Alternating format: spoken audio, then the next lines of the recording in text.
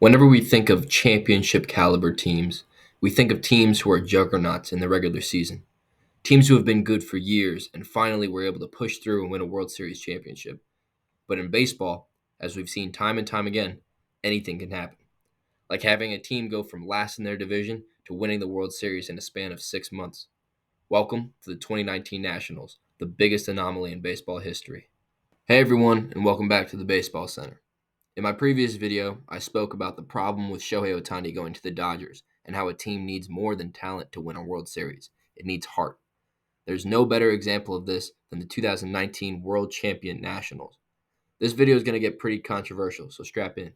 In 2019, the MLB landscape was not very different than it is today. The Dodgers dominated the regular season, obtaining 106 wins on their way to being the number one seed in the National League. The Braves weren't far behind them at the top of the NL East. The Yankees and Astros were seemingly the top two AL powerhouses and were looking to rematch their 2017 AL championship bout. And near the middle of the season, the Nationals were 12 games below 500 and would seemingly be on their way to another failure of a season. On March 23rd, 2019, the Nationals got swept by the Mets, completing the sweep and setting them down to a 19-31 record, making them dead last in the NL East. This was to nobody's surprise, as the Nationals had seemingly been doomed to fail since the beginning of the season. This would be the Nationals' first season without Bryce Harper, who signed what was at the time the largest contract in sports history with the Phillies. And without the Nationals making any considerable roster changes, it looked as if they were in for another season of failure. Their numbers were down, their pitching was letting up too many runs, and they couldn't seem to find their mojo. At this time, according to MLB Network, they had a 0.1% chance of winning the World Series. I'm not sure where they got those numbers from, but that's what they said their calculations were. At this point, the Vegas betting odds for the Nationals winning the World Series were 50 to 1. That means that if you put $1 on them winning it all, you would win $50 by the end of the season. After they got swept by the Mets, they completely turned things around, going a miraculous 27-11 heading into the All-Star break. Their pitching locked in, and their star hitters began showing out. With a team consisting of guys like a young Juan Soto, Trey Turner, prime Anthony Rendon, and both Max Scherzer and Steven Strasburg in their prime, it's not difficult to understand how the team's potential wasn't lacking in any regard. The problem was a crisis of confidence. Since the team's face of the franchise, Bryce Harper, left in the previous offseason, the confidence and belief in the team was low, despite the team being very well put together. I guess it took this team a while to realize that. In the latter half of the season, the team took off. They went 46-27 after the All-Star break, securing home field advantage in the wild card game. This is back when the wild card game was just one game. Lots of their success has been attributed to their manager at the time, Dave Martinez, who many of the players have said publicly that his leadership and ability to bring the team together was a large part as to why they became so successful. Nobody was shocked that the Nationals were able to make the playoffs. However, this was the time where the Nationals would begin to shock everyone. Their first step was the NL wildcard game, where the Nationals enjoyed home field advantage against the Milwaukee Brewers, a team that snuck into the playoffs at the last minute but still had the tools necessary to advance deep into the postseason. Led by the reigning NL MVP at the time, Christian Yelich, the Brewers had the offense necessary to put a licking on any team in the NL. They also had a very solid bullpen led by a prime Josh Hader to be able to put teams away. Going into the wildcard game, everything was up for grabs. The wildcard game was, in fact, wild. Max Scherzer started the game off the mound and let up 2 runs in the first inning. Then, after falling down 3-1, the Nationals entered the 8th inning hoping to close the 2-run lead that the Brewers had. After the Nationals got the bases loaded with 2 outs, the whole world got to see the first glimpse of Baby Soto in the playoffs. Not even being old enough to drink any of the champagne the team would be drinking after the game, Juan Soto smacked the ball to right field, and with it going by the outfielder Trent Grisham, who would never live down this error, the stadium would erupt as the Nationals took the lead. The Nationals would then go on to win the game and advance to the division series. The Nationals' next step in their uphill battle against the forces that be was their divisional series against the juggernaut Dodgers. The Nationals came to play and took the series into 5 games. This shouldn't be happening. These Nationals are the same Nationals that couldn't hit water if they fell out of a boat at the beginning of the season. This Dodgers team was so damn good that they clinched the NL West an entire month before the season ended. Now, here both these teams are in Los Angeles playing the win or go home game in extra innings when longtime baseball veteran Howie Kendrick comes up to the plate with the bases loaded. Howie Kendrick has been in the MLB for 14 years, playing with the Angels for the majority of his time.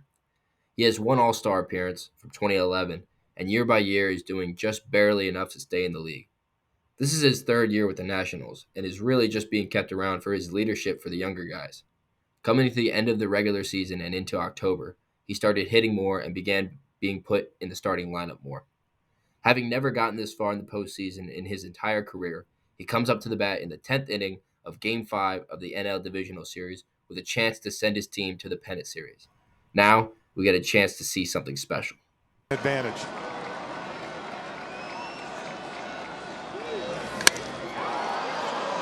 This is deep to center field. Bellinger's back. It's a grand slam. Howie Kendrick with a 10th inning grand slam to break it open. Wow. It is 7-3, the former Dodger. The Nationals win the series, making their first NL Championship Series in franchise history. Everyone watching realized that they were seeing something special. On the AL side of things, the championship series was once again between the Yankees and the Astros, meaning that even if the Nationals beat the Cardinals in the championship series, going all the way would be no walk in the park. The Nationals won the series in 4 games, sweeping the Cardinals, who many people believe to be a fraudulent team, showcasing such an embarrassing performance in the championship series. After the Astros won Game 7 against the Yankees, the World Series matchup was in place. What we're about to see is one of the best World Series in recent memory. The entire series was marked by incredible home runs, constant lead changes, high-scoring games, the incredible performance of Baby Soto, and most importantly, this Nationals team, the underdogs, who overcame every strife that a team can overcome. They were able to topple not only the best team in baseball, but a team who was also cheating for 4 out of the 7 games they played. Let's not forget that the Astros were still cheating at this time, and this is obvious when you look at Jose Altuve's Game 7 walk-off home run against the Yankees in the AL Championship Series. Let's talk about this matchup for a second. This is Aroldis Chapman, the hardest throwing pitcher in baseball history. This is Jose Altuve, a tiny second baseman with great bat-to-ball skills. If you look at where Altuve is standing, which is the front of the batter's box, you would think that he's crazy. And you would be right unless, for whatever reason, Altuve knew that Chapman was going to throw a slider. Let's see what happens. Altuve has just sent the Astros to the World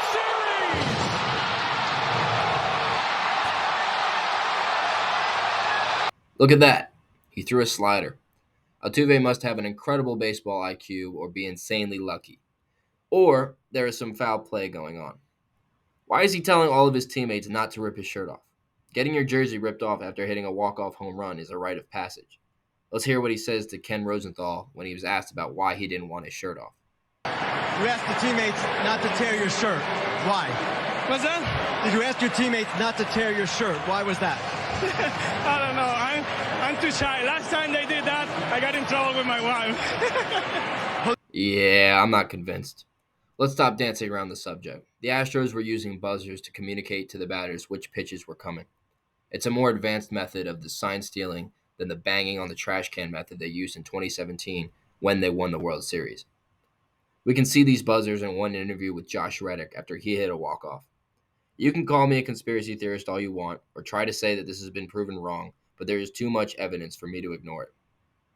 Anyways, the point I'm trying to make is that it would be hard enough for the Nationals to win this series if they were playing against the Astros straight up, much less if they have an unfair advantage.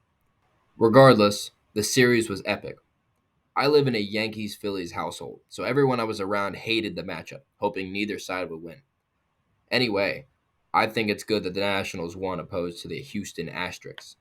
Starting off with an incredible Game 1, the Nationals pulled away with a 5-4 nail-biter in Houston, setting the tone off. They would come again in Game 2, winning an astounding victory 12-3 to be up 2-0 in the series before heading back to home to D.C. Houston responded with 3 straight victories on the road, giving them the 3-2 lead before heading back to Houston. Looks like both teams couldn't perform their best in front of their home crowd. When the Nats and the Trash Toes got back to Houston, the series became even more legendary. Steven Strasburg, the former Nationals' first overall pick, put together one of the best performances we've seen in the World Series ever, pitching 8 1/3, giving up only 2 runs to put the Nats in the best spot to succeed. In addition, Anthony Rendon drove in an incredible 5 runs to put the Astros away and send the series to Game 7. It's important to note that both Strasburg and Rendon would never be the same players than they were during this season ever again. Nowadays, Strasburg is trying to retire due to injury, while the Nationals won't let him because of the massive contract they gave him, while Rendon is injury-plagued in Anaheim with the Angels, never being that MVP caliber player ever since. Now here we are, Game 7. The Astros squeeze 2 runs past Max Scherzer, and the Nationals come up the bat in the top of the 7th. Anthony Rendon stays hot and drives a solo home run off of Zach Greinke. Juan Soto gets on. Now, our guy, the man, Howie Kendrick, comes up to bat. He's never been in a World Series before, much less a Game 7. He covers the plate and gets a hold of a low and outside fastball. This would be the defining moment of his entire life. Ladies and gentlemen, Howie Kendrick. It's hitting 176 against him. That's down the right field line into the corner. This ball is gone for a home run. Nationals on top. Howie Kendrick has made it 3-2. Off the pole and right.